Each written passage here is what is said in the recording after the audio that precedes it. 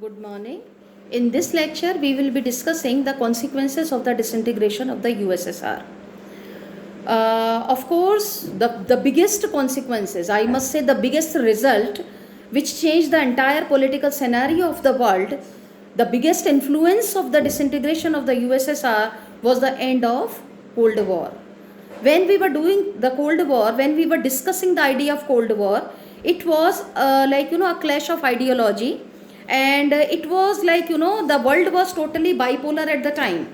There were two power blocks, USA and the USSR, and the entire power of the world, it was centralized between these two power blocks.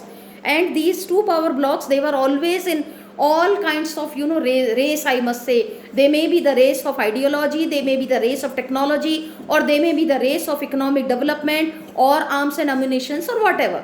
Now, as a result of this, that one power block was disintegrated. It did not stand on the world map.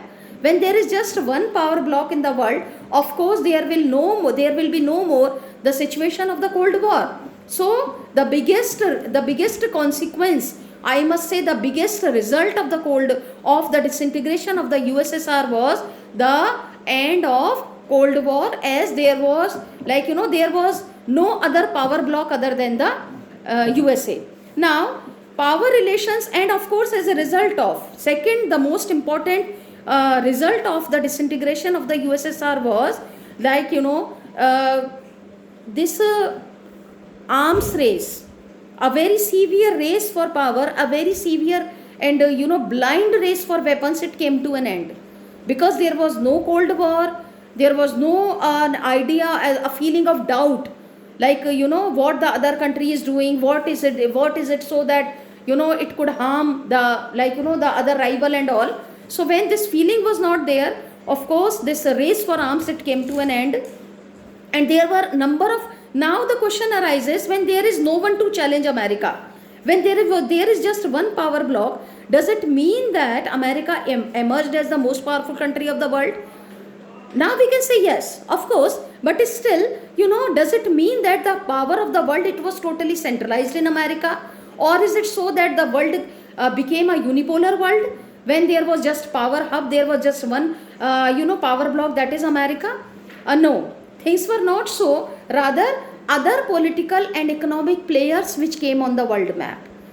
Might it be Russia, might it be China, or there were even India, and there was certain group of countries which came together, which could play the role of other power blocks. So there were number of other political players which came on the international platform to play politics. Okay, and the third, the end of Soviet bloc meant the emergence of many new countries, because when USSR was over there, these republics, they were a part of the USSR. They were not independent countries, but now number of countries came into being, and some of them, especially the Baltic and the East European states, wanted to join the European Union and became a part of North Atlantic Treaty Organization, that is NATO. Some of the countries, when they were freed, the influence of the USSR was no more over there in the countries of this is East Europe as well. They wanted to be a part of European Union. The popularity of communism was no more there.